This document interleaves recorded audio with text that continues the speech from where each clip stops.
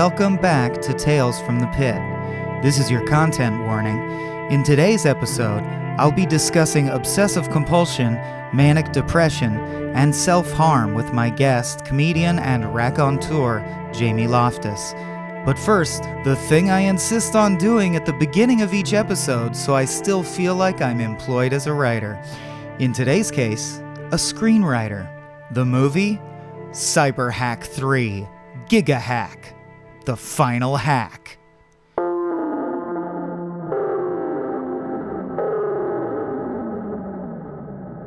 Interior. Inner sanctum of the Enclave. Underground section. Back room. IT nook. Night. Stroke of mid. Level 99 hacker Jamie Loftus funnels the infinite crackling energy of her brain space through her fingers in the form of righteous strings of code.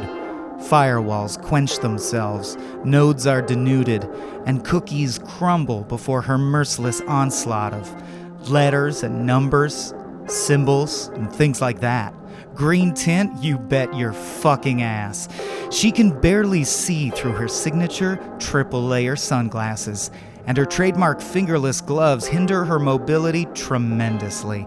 But no matter, the hacker known on the streets only as Control-Beck-Delete has what a black hat needs most: crippling inner doubts and a set of compulsions that threaten to spiral out of control at any moment. Behind Jamie stands Boris, ably played by Alfred Molina, waiting impatiently for the vault to open.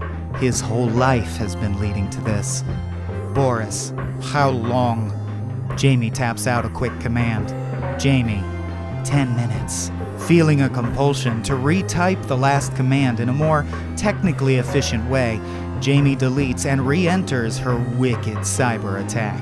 Then, not really happy with how one of her fingers grazed the side of the key when she hit enter that time, rather than really firmly pushing it, she deletes the entire document and yet again inputs what is unquestionably a level of cyberscript that would flow from Dumbledore's own wand if he ended up in the Matrix.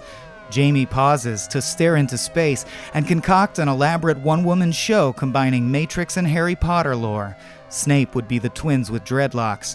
The Sorting Hat is a computer, and so on. Jamie continued. Make that 20 minutes. You know what? I'll get back to you. Interior. Jamie's interior. Dark night of the soul. Jamie suddenly wonders whether she should check the rest of the code she input so far today, since the last string she wrote was obviously indicative of her general failure as a human being. She further wonders why she just thought that thought in such negative terms, what her therapist will think about her privately when she shares that thought, and whether this time introspecting and self-flagellating might be more productively used hacking. A good way to find out, she reasons, would be to real quick post a Twitter poll on her phone.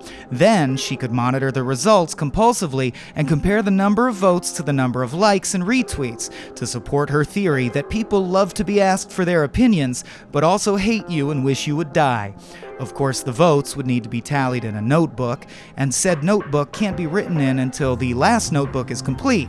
So Jamie starts to take mental notes of what Boris is wearing, saying, and smells like, so that she can input that data into a spreadsheet later on for transferal to the notebook, which would free up her notebook slot to start a new notebook where she could tally the results of the Twitter poll about whether she should be spending this time hacking instead. Interior. IT Nook, 11 seconds after midnight. Boris. You've got 3. Jamie. What? Boris. You said you need 20 minutes. I'm saying you've got 3. I'm sorry if the thoughts seem disconnected. You kind of drifted off there for a while. Jamie. I was coding, okay? It was coding stuff. A security team bursts in, and everyone dies horribly in a hail of assault weapons fire.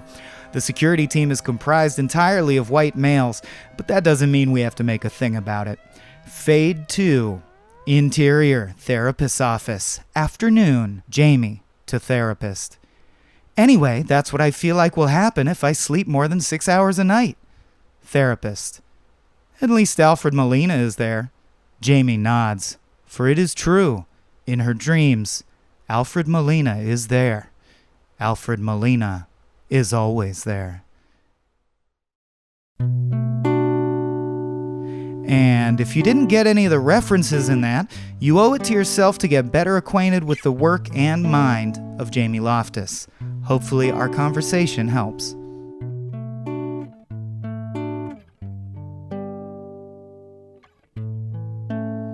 But I'm definitely a person who just...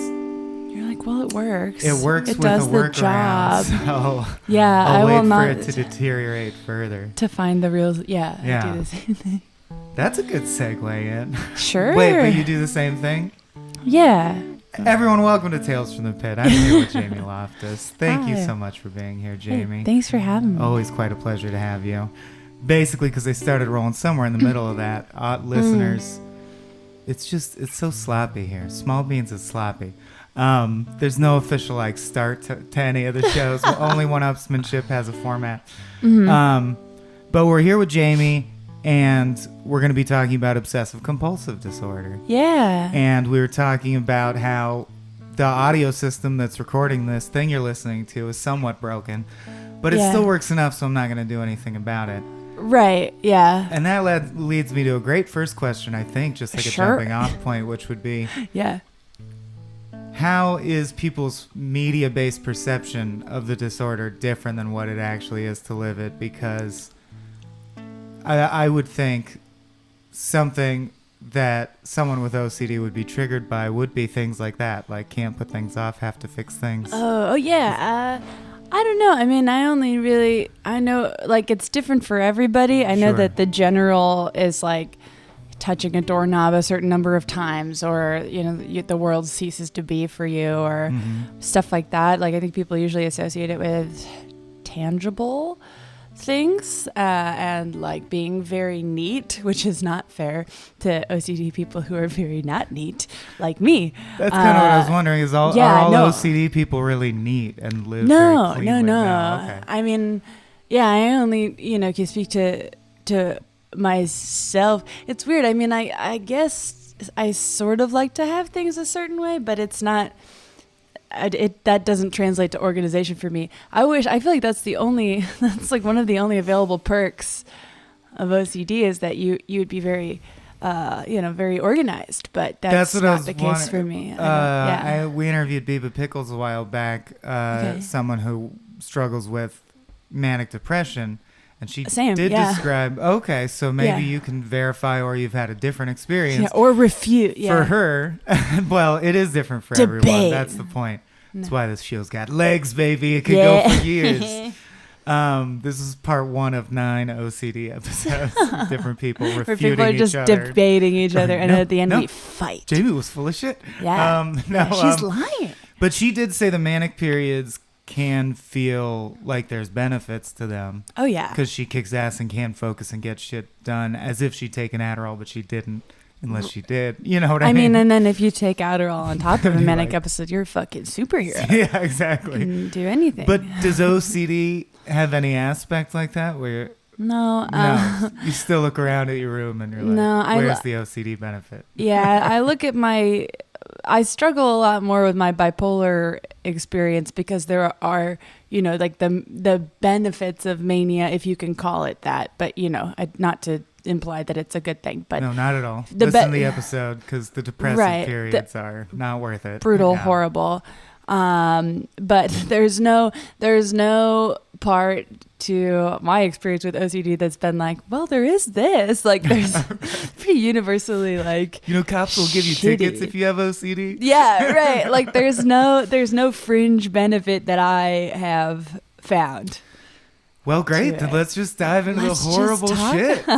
Like, all the light stuff's out of the way. It is Tales from the Pit. Sure. I mean, let's just swan dive into the pit. Well, I'll ask why, because you chose OCD as the topic. Sure. And you had mentioned that you've referenced it. Because, guys, if you don't know, Jamie Loftus is freely available for your ears, many different places. Yes. Killing it as co-host on Daily Zeitgeist, by the way. Thanks. Or I guess past tense. Is Jack back? I'm there, not like he's up to back. date, Yeah, whenever someone falls ill or, reproduces, sure. family member, I'm not doing any of those things. Hardy and childless. I don't get sick. I my don't get image of pregnant. you. And that's why I'm always working. Nice. Yeah. That's 99% of success. Yeah. Don't get knocked up and don't get sick. Yeah. But why did you want to talk about OCD, and can you just I'm just going to lean back. Can you paint a picture sort of how it entered your life? Mm-hmm. What does suck about it? What is it? Explain. I guess I should disclaim that my whole experience with OCD is also directly overlaps with manic depressive, bipolar, whatever you want to call it, which, as I understand, is like a kind of a peanut butter and like a very unfortunate peanut butter and jelly. Common? Okay. That's what I've been told by the doctors I've spoken to, where they're like, yeah, that sucks, but it does happen, and it's not super uncommon to happen. But I was diagnosed with OCD first because those symptoms were manifesting throughout my entire life in ways that were clearer. And then when I found out about the bipolar stuff on top of that, you're like, oh, that would make OCD way weirder, which is sort of... Meaning, did it confuse getting to the bottom of the issue or realizing that they were... I got diagnosed with OCD first a couple of years ago. I got diagnosed with both within 6 months of each other. Okay. Which the truly fun... And not in your childhood, fairly recently? Yeah. When I was 22, 23. Up to that point, is it something that you kind of suspected? Or was it a moment where you're like, this explains so many things looking back? It was great to get the diagnosis because I just thought I had depression issues. Right. Which I did, but I don't know. The doctors I'd had prior to 2016 had sort of just been like, you seem sad, try this. And I was like, I am sad, I will try this. And would try. They're like, I'm not a doctor. And yeah, he's like, I'm a math teacher. But I'd done that I had the same therapist in Boston for a while. And I don't know, I was in it in a separate pit at that time. Sure. And was just like, I'm sad. And she's like, try this. And I did, and I didn't like it. I'm very sensitive to when medicines, and this is still a problem of when medicines fuck with my sleep schedule, I get very bothered by it. And maybe that's an OCD thing. An OCD thing of mine is I don't like to sleep too much. If I sleep over a certain amount of time, it really affects my moods and attitudes towards myself. I assume you're going the opposite way with because it's such an epidemic of us not getting enough sleep is the problem. You oversleep, and then what? Does it exacerbate symptoms you would normally have, or what's the feeling? I don't know. I think that the two illnesses are sort of ping-ponging with each other in this fun, charming way where the OCD element is I don't want to sleep more than 6 hours. That's been a metric throughout my life, is I don't want to sleep more than 6 hours, except for a few loose years when I was 13 and 14 and slept 100 hours a day. Crazy years. Those wild years where I never woke up. But even when I was a kid, I had these schedules that I'd make for myself. And I think that if your OCD isn't so tangible when you're a kid, if it's more stuff in your head and scheduling. Did you write the schedules up, or they were recited in your head? I did a lot of weird stuff when I was a kid. That it was never. It's weird because one of my closest friends has OCD that manifested when he was really young, but it was the doorknob variety, and so I think it was his parents were able to, realize something was up quicker. Or I think my OCD when I was younger manifested in ways that probably seemed kind of, or the way I've talked about it with my family was it seemed kind of precocious and cute. Okay. In the ways that I He's would young Sheldon. Right. He's yeah. a little quirky. Yeah. Right. I would schedule out. I would write down everything I did every single day. I had these notebooks that I would carry around from first grade to like ninth grade, I think. I had these notebooks where I would write down in a shorthand that I had made up myself that I'm pretty sure was just like, don't use vowels. But I would write down what everyone I came across was wearing, which is super weird. Did you try to remember, or it just felt important to have the record? I didn't care about fashion. I still don't. Did you go back and ever check? No. Or were you like, that's logged, that's done? No, I just had to get it down. Okay. Yeah. So let me push back if anything's uncomfortable. But No. I'm just trying to capture what it, or ask what it, what it actually feels like. Is it just a straight compulsion, like overwhelmingly I have to do this? Does it feel like something bad's going to happen otherwise? Does 6 hours of sleep a night, did you land on that because that feels right for you? And you like routine? Or does it actually feel like, no, I have to do that? It's like a rule from beyond or something. Yeah, I have to do it, or it just makes me, I don't know. Mine tends to like manifest sort of emotionally, where it's like, if I don't abide by this extremely arbitrary rule I made for myself when I was 7, I am deeply disappointed in myself and upset with myself and feel like I've, fucked up the whole day or the whole project or the whole whatever it is for not following this dumb rule that no one cares about. Okay, but it's me. not necessarily like a premonition that specific bad things will happen or anything like that. No, I don't think I'm gonna. I had a little die. Of that as a kid. I had a little while as a kid right after a nasty car accident where I was very confused in a lot of different ways. But I think the closest thing I have that flirts with these feelings is I would be like, I'd have to freeze sometimes, and I thought if I moved, I would die. Oh, that's terrifying. terrifying. And that God was like watching me, and then God would be like, 4.5 minutes have passed. Okay, you can move again. I've never suspected that God was ever watching me or truly cared. Fully believed I would die. That's terrifying. And then the same period I had the one where if I touched anything unevenly, I have to go like left, right, left, both simultaneous. I would do that with like cracks in the street and stuff like that, but I think that's about as physical as it ever got. I'm pretty sure. I don't really know. But sure. That's what's interesting is because I think a lot of people are like, I like my pencils perfectly sharp all the time. I'm so OCD, or I have OCD. Right. So I'm just trying to differentiate between that and like the real issue. Yeah. I mean, yeah, for some people it does manifest that way. I think it's very rarely like my pencils and my room and my doorknob, although that I'm sure that does happen, but it's whatever specific things. It's just like you get stuck on something that isn't necessarily rational, but it's rational to you,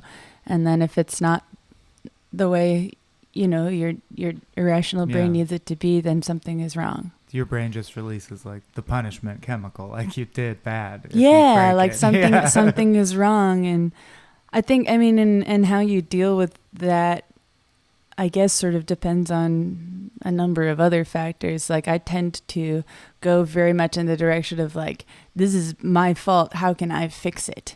That you broke your own rules, or that you have OCD? Oh, I didn't know I had OCD, so I was like, okay. Who fucking knows what's going on? I just know that something's not right. Whatever it is, I can't explain to people, so it's my fault. So what can I do to make it right? Especially common during periods of depression is just like, why can't I just snap out of it? Like, stop being sad, you idiot. Yeah. Right, yeah, Which exactly. Is not possible, but no. Yeah. But it's nice to, I think it's also like, I want to feel like I'm sort of in control of it, of like, what can I do to help this? And doing something is better than what the reality sometimes is, which is just that you don't know. So if a rule comes to mind, if it seems, I'm just wondering like what day to day incorporating it into your life is, in the sense that if a rule comes to mind, do you assess whether like, well, I can abide by that rule. That won't cause any problems in my external life, Yeah. Or do you like fight it? Like, fight it, Jamie. Don't be OCD. Or have you gotten over judging yourself and it's just part of you? Where are you with that? I don't know. I think it's definitely a part of me in a way that outside of the extremely negative like parts that have hurt me, there's parts of it that just like are kind of a part of who I am, and some of it is like stuff that I don't dislike. Sure. So it's, yeah, I mean, I don't know if it would be possible to completely remove that element of me entirely. It's just, managing it better. But yeah, I don't know. It's weird. There's not usually many new rules that have come up. Okay. It's mostly a few general rules that have, been influenced by other people I know, or just like things I've been through, or the rules have been the same for a long time, to the point where some of them I don't even realize that they're rules until someone new comes into your life and you're just like, oh no, this is what it is, and they're like, what are you talking about? And you're like, no, I can't sleep. You maybe even never bumped up against anything that, so you're like, sure, that's yeah, just the thing I do, and then you're like, oh no, that is different than other people's routine or whatever. Yeah, if you're like bringing someone new into your life and they're just like, what is this? Or you're like, that's not regular. That's You're a right. list of what you are wearing for like every day. Yeah, this is a notebook I have where we have iPhones. I was glad. Take a picture of me. I was very glad to kick that. It sounds very work intensive. Yeah. It was. I would write down. I would copy out TV guides. I would copy out entire books. Where did they end up? Where do they live? They're still at my house. They're in my somewhere in my dad's house. We still have all of them. It's just like literally a stack of 200 fuzzy notebooks.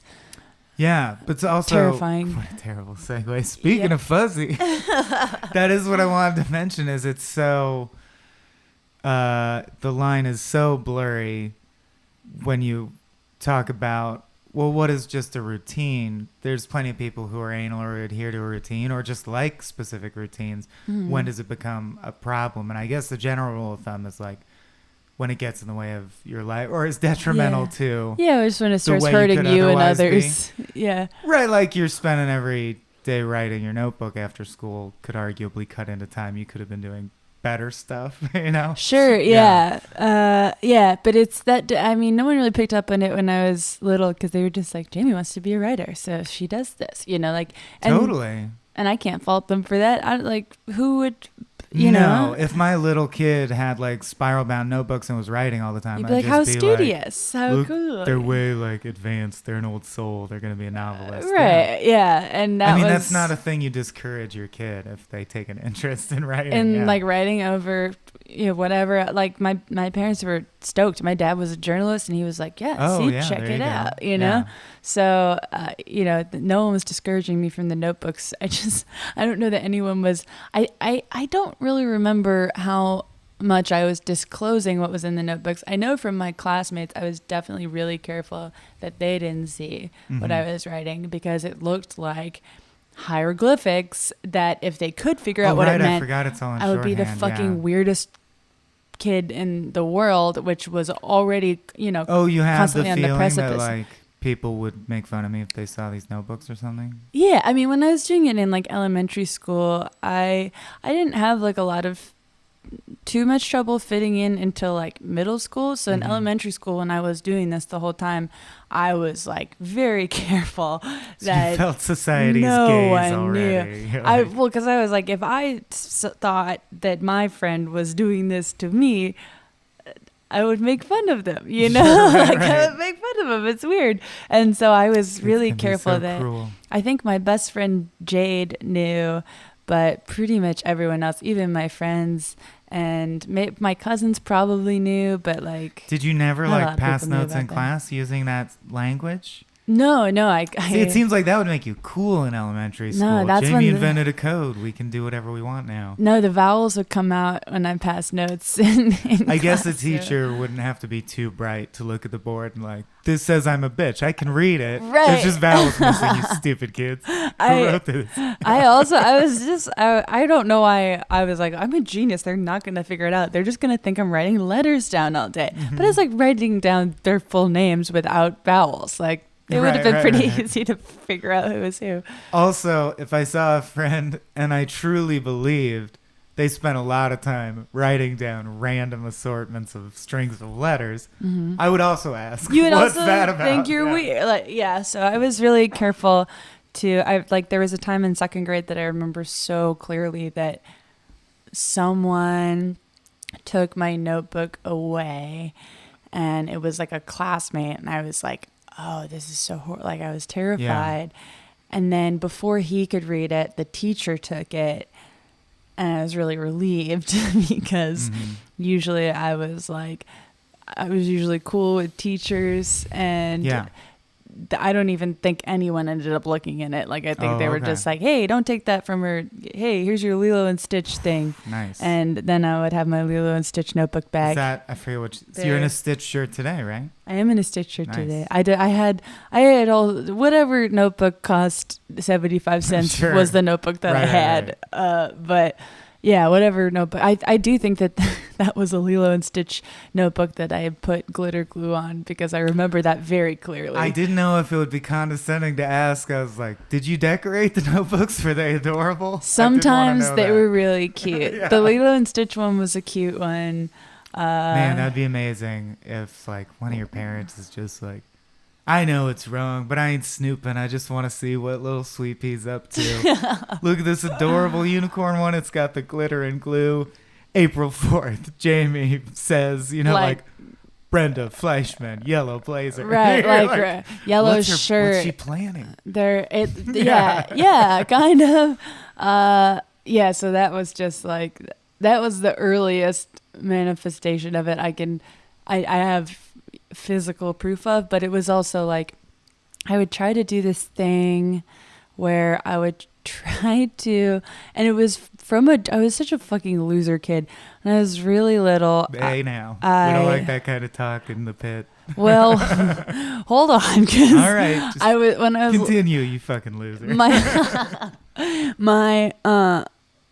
My like rebellion when I was really little was I had this like 80s era like bunny ears TV that had belonged to my dad in college or something, and I was in my room, and it could get like 3 channels, but there was one channel it could get from Rhode Island that would play Frasier from 10 p.m. to 11 p.m., which was like past my bedtime. Affiliate or something? Okay. Yeah, it was like My TV 87. I was watching the Frasier pilot when you texted to say you were here for this recording session. No way! Yeah. Oh, I still love Frasier, but I loved Frasier when I was a kid because I like any show or book that referenced other things constantly was a big deal for my notebooks, because I had notebooks where when they would mention something that I didn't know what it was, I would write it down and then spend, by whatever means necessary, but usually just like Google at the library, would figure out what that thing was, and then just have this like weird. So that was good. But did Wikipedia exist at this time? It probably maybe in very archaic, or I don't even know. I know Google definitely existed, but Wikipedia might not have. Because it almost sounds like you just really love to learn. I do. But also so futile, because in a way you're just writing swaths of things that are probably on Wikipedia.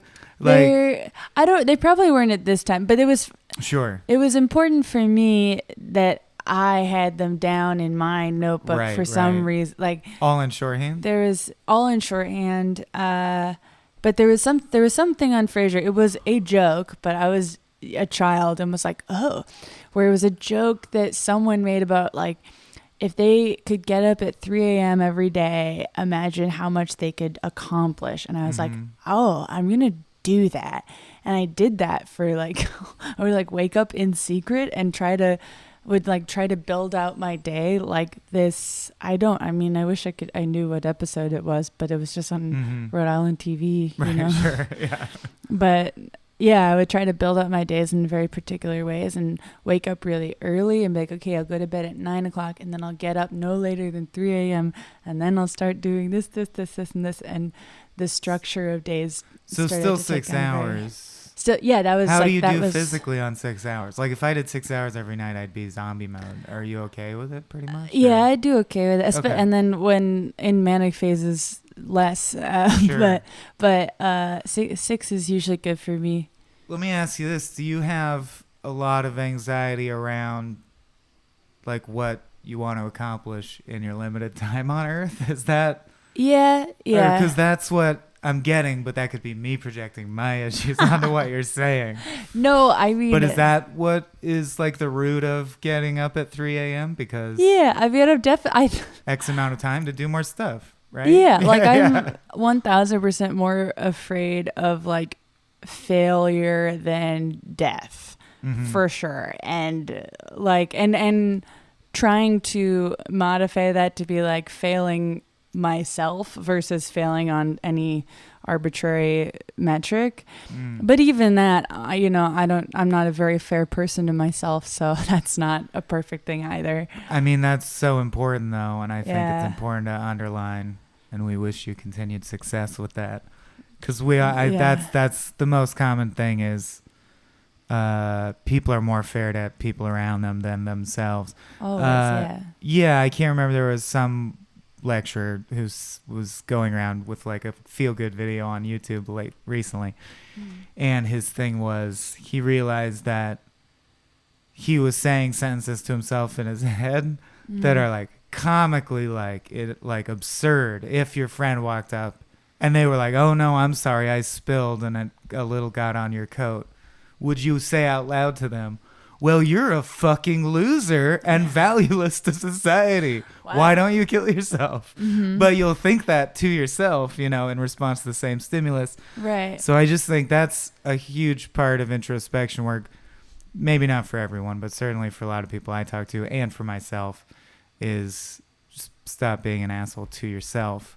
And man, I still can't do the other thing you said, which is... Oh, I mean, I can't either. Not have my sense of worth based on external validation from yeah. anywhere. Right. Like someone I don't know or respect or know. Like a stranger could come up and be like, "You look ugly today." And I'll be like, I could feel that going. I can feel my notch in society going down one notch. Yeah. It's like, who the fuck is that guy? I don't know. Yeah, I mean, and I'll seek out stuff like that too, like the bad stuff, just to find someone who's saying the mean thing that you're thinking, and then just being like, "Yep, there it is." And Jamie, you're a working comedian in the age of the internet. That's like, I mean, but I do compulsively do that. I know. Jack O'Brien used to wander the halls and be like, "What the fuck? You don't look at that." Yeah. When it's like, "You guys are all just gay and I hate you." It's like, why are you using work time seeking out, like going to YouTube and going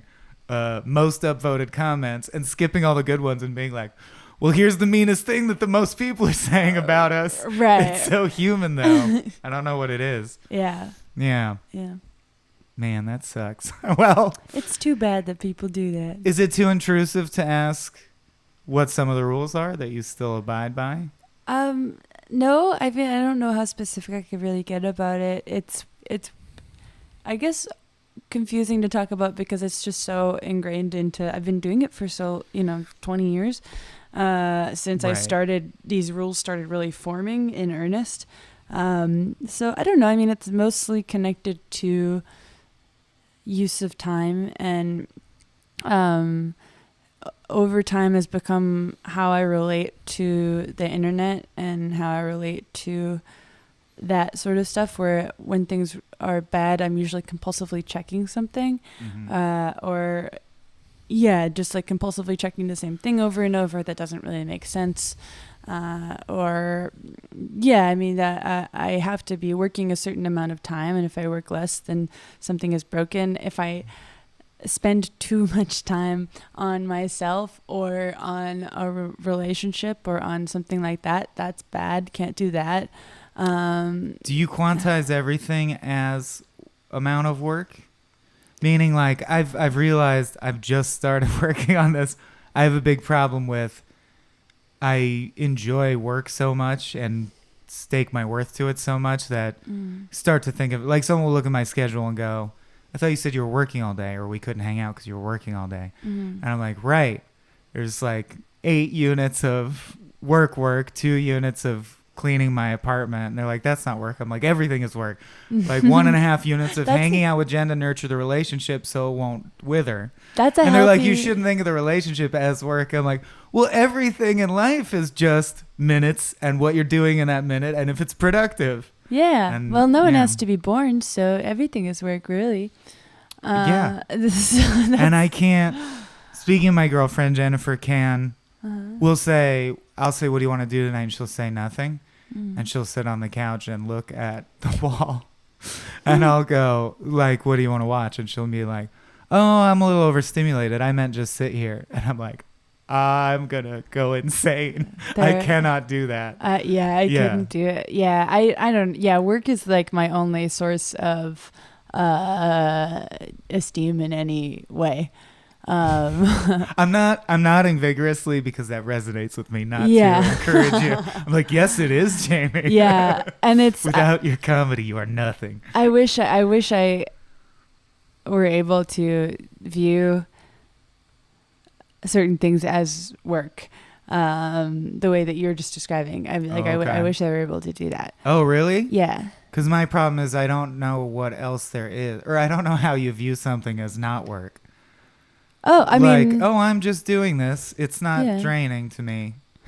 I don't... To me, I wake up with X amount of resources, and there's nothing I do that doesn't drain those resources, I guess. Right. I mean, that's like, that's just being depressive, right? Where you're just like, this is my tank, fuck. And this is where... Just made me realize I'm depressed for the first time ever. Speaking of which, do you find it, like during depressive periods, is the OCD or the anxiety around OCD really raised, or does it help distract you from depression, or they only make each other worse? What's that like? It's really, I mean, it's not good. It's definitely bad. I don't know. I am able to function pretty highly even through depressive periods, which is lucky and not lucky because it's good because I can normally continue at semi-normal pace, but then the confusing thing is like I feel like I'm almost doing it right now, or it's like I'm describing a pace of life and I know that there's something wrong, but when I describe it to other people, they're like, yeah, that sounds fine. And it's like not until something bad happens, or until like I'm in like I call someone from a hospital, or I'm just like, something is really wrong, and I was trying to tell you, but I just can't describe it really. And then it's not until something bad happens that they're like, oh, wow, that okay, something is wrong. Because it's just, I'm for the most part, unless I'm really close with someone, it's like not really easy to distinguish usually. Or that's what I've been told by people who are surprised when I call them from the hospital. Well, because it sounds like you're also someone who is very focused on accomplishment, and it is like, well, if I allowed my depression, or in my case when alcoholism was a really big issue in my life, I still did every assignment on time, and no one except the very closest people to me even knew anything was wrong. Yeah. Because, well, if I don't accomplish everything, it's only going to get worse. Like, that's the fastest way to make me more depressed and self-loathing. Right. Even though I know consciously the whole point of the exercise should actually be, no, work is not the priority right now. You're having this issue to focus on, or whatever. Right. Especially in depressed periods. Man, I think you said a mouthful. Like that last spiel was very profound. But I don't want the podcast to trail away into silence. So I'm thinking of more questions. Oh, yeah, that's fine. Yeah, unless you have a link to ready to go. No, I am kind of coming out of a period like that now, where it was like, it was really kind of just like my boyfriend and my closest friend and my brother were, the three people most likely to recognize when things are like not completely right, and so things were sort of headed that way, and I just wasn't, something wasn't right, and I was falling into a depressive state. But for me, that usually just manifests with being harder on myself and feeling feeling horrible, but trying to work through that until you hit a wall, which happened to me like 2 weeks ago. Right. Because you're only allowed to give up if it's an emergency, right? Or you're only allowed to fail if it reaches a point where you have a panic attack or whatever. Right. And then, yeah, you're That's just how like, I think a lot of people feel when they're depressed. Sure. Let me ask you, have you cultivated any kind of separation or that voice that tells you you're just being depressed? Don't pay attention to your own thinking right now. It's not fully rational. Or do you need people around, like your support network, to sort of make you realize you're depressed? Because I'm like 50-50, which is way better than I used to be. That's great. But I do find that one of the challenges with being depressed is getting to the point where you can have a thought surface that is, they'd all be happier if you were dead. Mm-hmm. And then have another voice that instinctually comes in that goes, yeah, but you're only thinking that because you're depressed. You should try and not think that again. Yeah. Until it passes, you know? I definitely have that reflex, but I don't know how useful it always is. Like sometimes it is useful, and other times I'm like, okay, well those were two successive thoughts, and I feel the same. Sure. Where it's sometimes when I train myself to have a reflexive thought of like oh, if you think this, then think this, and it's like, well, there are two thoughts, and I still feel like absolute fucking garbage. What can I do about it? Which is not the solution. I'm not suggesting it is, but that's usually, I've gotten really frustrated in treatment kind of for that reason of like, you know, sure, I can train myself to think a reflexive thought, but unless I can internalize the meaning of it, it's like I'm just thinking two things in a row and that's it. Yeah. I've seen very minute but appreciable progress over like 10 years in my life. But I'm not here to say that it's easy, and I don't even know that maybe I'm just super lucky to have made any progress at all. Like, I don't know. No, that's amazing. But I do know, or I do want to encourage people to try, because I've seen I'm not progress encouraging people to not try. No, you're not, but I'm just speaking to my own experience. But also, I think what you're speaking to is it's such a mindfuck how depression can trick you. When you're not depressed, it's so obvious that depression is illogical in a way. And then when you're depressed, it's so like good at making you go, no, I was wrong before. This is right. This is what the world actually looks like. Right. Like, I don't know who that naive state child was. Yeah. But I'm just observing things correctly now. Yeah. Right. What have you found? I never want to get all the way through an episode without talking about coping. Sure. What have you tried? What works and doesn't work? Both for depression or OCD, or both if you found anything. I'm still figuring that out. It's, you know, I've tried a bunch of different stuff. For OCD, I did exposure therapy, which was, I think I was doing that for about 8 months. So that's like with someone force you to sleep for 8 hours and then just be like, how do you feel? No, the thing that got things, you know, set off in a really bad direction a couple of years ago was the checking impulse, where I would be checking stuff constantly, and to the point where it was like taking up hours in a day. Like it's taking up a lot of my life, and I wasn't able to sleep, and you know, all this stuff. So that was the thing that we targeted, and it was pretty helpful. And that is like the reflexive lesson that is stuck with me the most in like the 3 years since, has been, even though I still sometimes do it, it's just like knowing the thought process that was introduced to me, which was like, okay, what if the thing you're thinking is true? What's the worst thing that could be a result of that? And then, okay, if that's true, what's the worst thing that could be a result of that? And asking that question however many times until you reach the conclusion. I don't know, but you're a gifted writer. I feel like you could get it to the end of the world no matter what. You know what I mean? Like, I mean, we got pretty far into some effect. sessions. Yeah.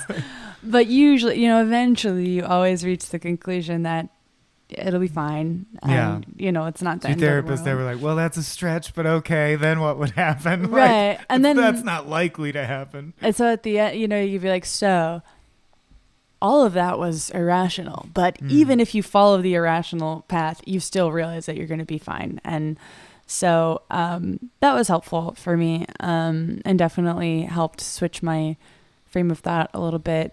I've dabbled in the medications. I've been going to therapy for a while. Yeah. It's weird because in a lot of ways I think that work does help me process stuff and,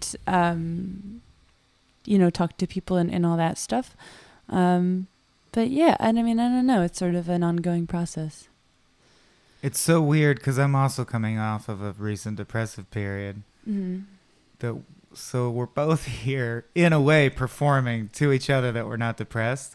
Well, we talk openly admitting that we're both depressed. I'm definitely depressed. I know, but you're still like going to make a good podcast because you're not going to let me down, which is kind of you. And vice versa, I'm not going to put some bullshit out. You know what I mean? Grateful to be here. But and I think you're right that one of the things we're very lucky to be in the creative arts for our line of work is it's very cathartic. At least sometimes. Sometimes it's random bullshit, but sure. Or just wackiness or whatever. But man, I don't think if I worked at like a data entry place, I could.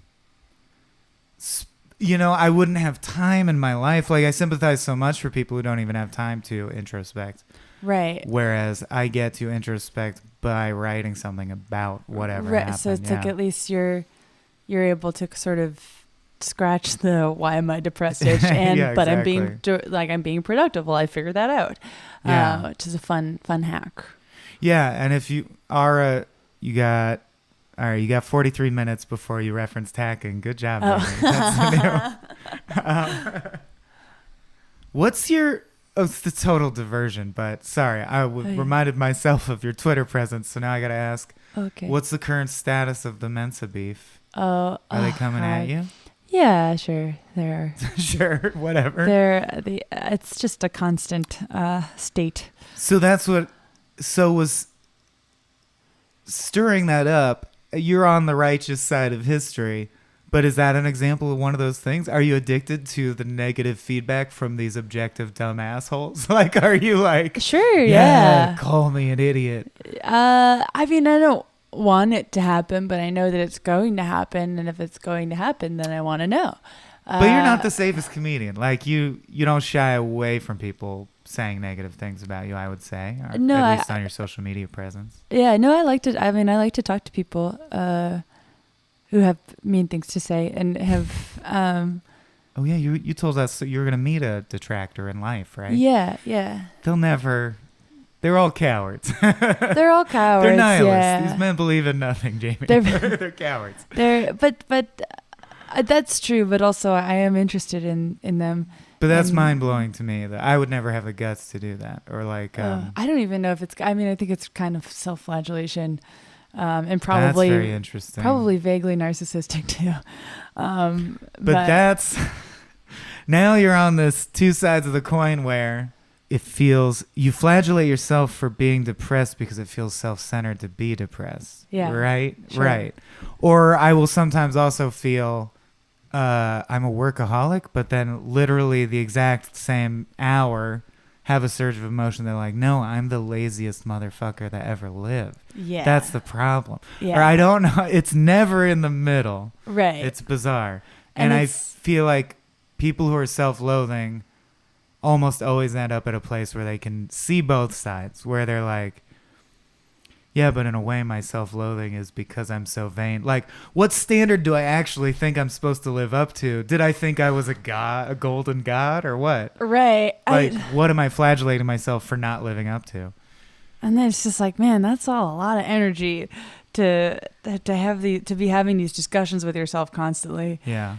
I don't know. It's weird because my family was always like really good about just encouraging us to like set our own bar and whatever. Everyone's on their own journey and we're all creating our own yardstick and all that stuff. So where were they on the spectrum of like, this is America. If you work hard, you could be president or an astronaut or a cowboy? Oh, they never said that for sure. Okay. It was never. My parents were like that. And I have this vague feeling that that's like where the bar that is too high came from, you know? Okay. My parents were, their only real like rule that I ever had an issue with was like just like if you start something, you have to see it through no matter what. That was that was like the rule that threw me when I didn't. Mama Loftus didn't raise no quitters. And it was also just like, we can't afford soccer. So if you insist on having soccer and we put soccer on a credit card, you're finishing soccer. That sort of thing. But they were very good about, hi kitty. They were very good about, I think your cat's going to kiss me. Oh, Random kitten invasions, also good coping mechanism for depression. God, my dog has been incredible. Although he's a men's rights activist, isn't he? I overlooked that because he's very... Or he's flirting with it. Like, I wouldn't call him hardcore, but he's going that way. He's radicalized by YouTube. That's it. It's a big problem with young people right now. And dogs. And yeah, young dog. I mean, he's a young dog. Even in dog years, he's under 7. So it's hard. What are you smelling? My roommate cat's Clark Gable is in love with Jamie. I know, we're really hitting it off. And they're and just knocked the microphone off the table. All right, so that's the limit. Clark. I'm gonna move Clarky. Bye, Clark. But you were talking about your crippling depression. Sorry. No, what were we? Get this kitten out of here. We were talking about grief. He's too damn cute. His eye. The size of his eyes to his skull is pretty impressive. I love it. I love it. He's like an anime character.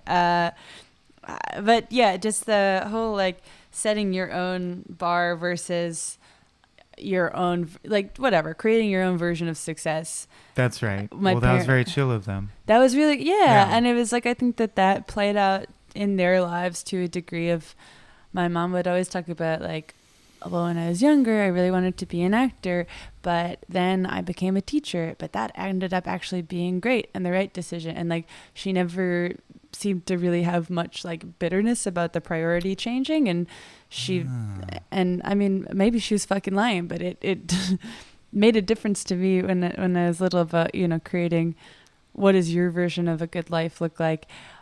I think kind of due to a stew of mental illnesses and just how I am, I have made that yardstick incredibly difficult for myself, and probably even more difficult than people would ask of me realistically. Right. Which is stupid. Like, and I'm like, man, I wish I had just been taught to like do as much as was asked of me of society. I'd probably be doing less. Right. I don't know because it's just, I create meaning. I just create work for myself because I can't not do it. Enough because everything's so relative that it becomes unknowable. Yeah. Like I know other comedians who think I must be satisfied and will die happy because Cracked was a big deal at one point. Yeah. I'm like, well, what am I supposed to do for the next 45 years or so? Like, no. I want it to be so much higher than that. You know. Sure. And I still like am driving towards greater heights. Sure. So interesting though, because in my case, my dad wanted to be in film and television, had us instead formed a business, showed tremendous business acumen, grew the business, sold it, provided for us our whole lives, but constantly was saying stuff like, would have been nice to be a filmmaker though.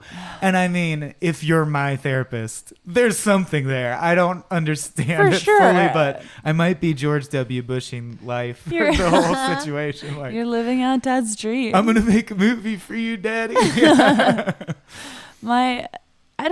guess I grew up in a more, my dad especially works so hard, but is so like, I don't even know where exactly this, I think it comes from like our whole like Irish working class family of like, sometimes if you are like, you work really, really hard and then you die, and that's great. And we love that about you. But and you're looking in a mirror talking to yourself every single morning. In a coal mine. But there's also this like weird element of don't sell out. That was a big thing in my family. Like, my dad at multiple points in my childhood in ways that I'm sure could have possibly improved our quality of life, turned down various promotions and relocations and just jobs because of some ideological or like some sort of like, well, going from this paper to this paper would be selling out for whatever the reason was. And so it was just like, work really hard in a place where you may be suffering, but at least you have your values, which is, you know, a mixed lesson. I think that it is both served and not served everyone. I feel like it's hardly even a thing anymore. Like, yeah, millennial age and below, people don't even give a shit if you sell it. Or like, social media inverted that paradigm. Society used to encourage you or say like, your dignity is inversely proportional to, how much you are consistent with your beliefs and through your work. And I feel like now, no. The more Instagram followers, the better. We don't even like, there's no shame in having 28 million Instagram followers. Everyone thinks you're hot shit if you have 28 million Instagram followers. Sure. There would be a time where people would argue about this band sold out at this point because this album sold X number of like, I just feel like that's not even a conversation anymore. Now everyone would want their favorite artist to be. I mean, there's still exceptions. That's true. There are artists with persona that they could betray by doing a commercial. You're right about that. Yeah, I mean, but I don't know. I guess I just mean more like being like full of shit about something that you care about. Where he. Were the papers that he might be moving to at odds with his beliefs, or did you get the feeling that he felt a special joy from not selling out? I don't know. I was eight. Sure. Yeah. I just thought we were gonna move a couple times and then we wouldn't. But I don't know. I mean, I trust his opinion to an extent. I don't really know any better, but I think that he wouldn't want to work for a place that was at odds with whatever arbitrary value system that he has, which I think is, admirable in some ways, but in other ways it gets you stuck sometimes. I guess there's no easy rule of thumb, because in my life I know people where it's both ways, like where I was really happy they didn't sell out, and then in people where I feel like they're just foregoing opportunities because they romanticize their bitterness actually after a certain point. Sure. That's someone in my family. I won't say who they are, so I won't get back to them. Okay. It's a weird dichotomy. I don't know really what to make of it. But it was something that definitely helped form my very weird, strict code of living that I have for myself. Do you have any kind of opinion on traditional talking therapy versus like cognitive behavioral therapy, or what's your jam therapy-wise? What are the sessions like? I've done both. I don't know. For me, it's kind of depended where I'm at personally, where sometimes I've been in places where talk therapy has been transformative and great for me, and I've been in other places where it's done nothing and made me more anxious and frustrated. And cognitive has worked for me if I stick to it, which sometimes I have and sometimes I haven't. I just ask because it seems like with something that's about mental constructs of very strict rules, CBT would be like the perfect thing if you're just trying to like curb certain of the behaviors or encourage others. Doing the exposure therapy was definitely a game changer in the way that I viewed certain things, for sure. Oh, wait. Yeah. So I still don't feel like I got to the bottom of how did they expose you to the idea of being late, or was it exposure to not checking things? How do you functionally do that in exposure therapy? Someone will just sit with you for like 2 hours and be like, you're not allowed to check anything for 2 hours. No, you're exposing yourself to it. So you are checking it. Oh, it's go nuts, lean into it, check as much as you want. Yeah, you're supposed to set certain times in the day where you're allowed to do the thing that you can't do. Okay. But you can't let it, like the challenge was, I can't let this take up hours of my day. I'm allowed to do it between 5 and 5:15 every day. Oh, okay. And then there's a certain time of week where my therapist and I would do nothing but check. and talk about what about it was making me frustrated. How was I viewing it? How was, like how were certain there any things periods where you affecting could me? forget about it during the day, or are you always thinking about it? No, I mean, it went down gradually. I mean, Yeah. it definitely didn't remain at 3 hours a day or wherever it was at the very worst. It definitely did go down. It never completely goes away, but Okay, I'm so dumb. I thought exposure therapy was like, you're scared of spiders? Here's some spiders. Like, I mean, that's sort of what it is. It's right. like you but I was don't like, want how to do you be checking. expose yourself to not checking something? Yeah. But Did they manacle you and go, you cannot check anything? You can't check your phone. I mean, it's just yeah. not realistic. No. I'm going to have a phone. It's just...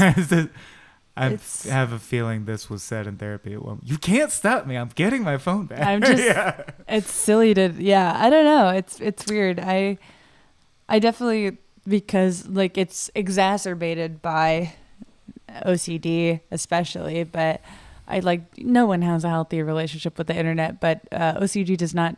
The way it manifests in me does not make it better. It makes it pretty... Social media is, like, tough. Tailored to... And man, do you play phone games at all? I can't let myself. That's what I meant. Is like they're tailor made to actually exploit anxious type people, OCD tendencies like that. Like I can't. Don't play Candy Crush or it will just swallow you. I can't play video games either. Like there's certain things that I enjoy that I don't let myself have. Well, you're like, now there's a whole second virtual world with a bunch of shit I'm supposed to get done in X amount of time. Right. Yeah, I can't dip my toe in that. It would be too fucked up. The trick is to start a video game podcast so you can do it for work. There's not enough video game podcasts. Hey, I've really got to make myself heard in that. I detect sarcasm. Oh, I had such a good question that now this is going to bother me. I had such a good closer question. And I'm stalling to see if it's going to come to mind. Is it going to come? Is it? We were talking about my cat's cute face. Yes. Love Clark. LCD. Uh-huh. Now forget it. No. I'll just have to have you back sometime. Okay. But thank you so much for sharing so generously. Sure. If you're someone out there who struggles with obsessive compulsive disorder, please chime in the comments. Nothing negative, or Jamie will obsessively read it 20 times and then beat herself up about it. I remembered. Yeah. Okay, no, it's just an anecdote. Oh, okay. But I saw a documentary short that always really stuck with me about a guy who compulsively hit himself in the head, which is something I do, but only when I'm really depressed. He did it all the time. Like, he wouldn't even be mad at himself, but in the middle of the day, he'd compulsively have to hit himself in the head. That reminds me of something. Sorry, continue. Well, they transitioned him to, like, he had soft handcuffs for a while, and then they transitioned him to holding 2 glasses of water. Uh-huh. So, like, while he was talking to people, he couldn't really hit himself in the head because he would have to drop the water, and he got better and better just holding the water. Yeah. And then they had him just wear a wristwatch and think of it as holding 2 glasses of water. Oh. And it worked for him for the rest of his life. I just think that's so amazing. Yeah. That's lovely. So apparently the human brain is capable of great psychological change. Yeah. But when I try to make it, it takes 11 years to make a tiny little change. I forgot I was going to say, yeah, I guess I was like, I didn't know what part of the podcast we talk about the pit.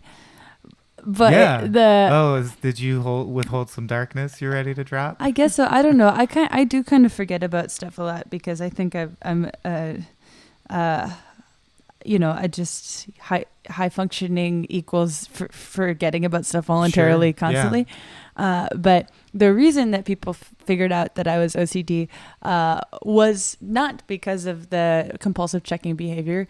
No one found a notebook stack or anything like that? No, it did start to manifest itself physically when it was really bad. I started compulsively scratching at my skin, and I had like 200 open wounds. Oh shit! That was like Jamie on meth. No one knew. I just wore sleeves in June. Oh, okay. Now we're talking high functioning. Yeah. Wow. Okay. I would still be at work for 12 hours a day, but I'd just like go to the bathroom and pick at your skin. Yeah. Yeah, like 40 scratches each, and just to draw some blood, and then you go back to work kind of thing. But exactly 40, that was part of it. Sometimes I would go crazy on some. Sometimes I would do full 80. It just depended on. Wait, on some, the day, on the what? space. Freckles? Is that what's the goal? To get rid of freckles or marks on your skin or what? I didn't know what it was. Okay. It was Gotcha. just putting the energy somewhere. It wasn't. Yeah. It was like up and down my arms and legs and torso and the whole bit. It was just like Gotcha. just scratches. Yeah, I conked myself in the. I hit myself in the head with that thing a bunch of times. I'm sorry that happened. Well, Adam Ganser and I got in a big fight. And this was recent. He doesn't care. Recently, the very first time I've ever had what I consider an attack of my things that I do. Not in front. Like, I've only ever done that in front of my significant other and family members. Sure. And I did it in front of Adam, my good friend, but just a friend, Yeah. And that was like a big threshold. I was like, oh, Whoa. shit, now he knows I'm crazy. It's the greatest feeling in the world. Just being like, okay, it's out. And it's going to change the nature of how he thinks about me when he sees me. And he goes, no, it won't. And I go, yeah, it will. But you'll be nice about it, and the feeling will It's always fade. important to be suspicious of your friends and their intentions. Specifically, towards you. what they think of you. Yeah. You know that you think they're all great. You can't believe they even want to hang out with you. But secretly, they all know your shit. Right. That's what they talk about when you're not in the room. Proven probably. time and time again. Yeah. Okay, well, I'm glad I stalled because we both got like a 1-2 punch of things we recalled suddenly out. Yeah. Sort of got your origin story at the end of the movie. Yeah. Which feels like a good climactic way to, yeah. Well, best of luck in all of your endeavors, but Thank you. especially in mitigating the self-harm behavior. Thank But you. I think it means a lot. I know it means a lot because we get responses from people listening that you're willing to share that, because most people who end up at some point in their lives engaging in self-harm think that they like invented it. No one else has ever done that, and that makes them even weirder. Yeah. So that's a big feature on this podcast, is letting you know that's not that weird. Hey, dummy, it wasn't your idea. You still shouldn't do it if you can help it, but it's not that weird. You're not special. It's even less incentivized once you realize it's not even an original thing to do. Sure. Everyone's doing it. Yeah. I mean, Henry Rollins' career is built on cutting the back of his neck. All right, now some Black Flag fans are going to be mad at me, so let's get out of this. And people who listen to a podcast about depression like their Black Flag. Jamie. Yeah. Whatever you want to share, but I'd love to hear a little about you. It seems like you always have a show in the works, a live show. Yeah, I've been working on a show called Boss Who Ms. Girl that I'll be touring with in the next couple of months. I'm workshopping it now in LA, and then it'll probably be coming to several cities, not sure which yet, but easiest, most reliable way to find me is on the Bechdel Cast every Thursday. Yep. And then on the Daily Zeitgeist sometimes. And where would people follow for updates on if you're coming to their town? Probably on Twitter or Instagram. So, the things I described having a very unhealtty relationship right. with. I'll definitely see your I'll reply. be there. Jamie Loftus help on Twitter, and then Jamie Christ Superstar on Instagram. Dope. Yeah. All right. I will hoist us out of the pit in this chain and bucket contraption that we've been in the whole I'm glad time. you brought it. Yeah. Thank you for having me. I really Otherwise, we appreciate would have it. had to just leap into the muck. Otherwise, That's we so would good. just die here. Yeah. Yeah. Bye-bye. Bye. This has been a Small Beans endeavor. We're a bunch of pals who make podcasts, sketches, music, web series, and movies. The Beans always have new ideas percolating, so make sure to check us out at patreon.com/smallbeans. That's patreon.com/smallbeans, where you can browse all of our current and past content, see what we've got planned in the future, and learn how your support can help the small beans grow into huge, giant monster beans. If you enjoyed this content module, please like, rate, subscribe, or tell a friend about us. We love you.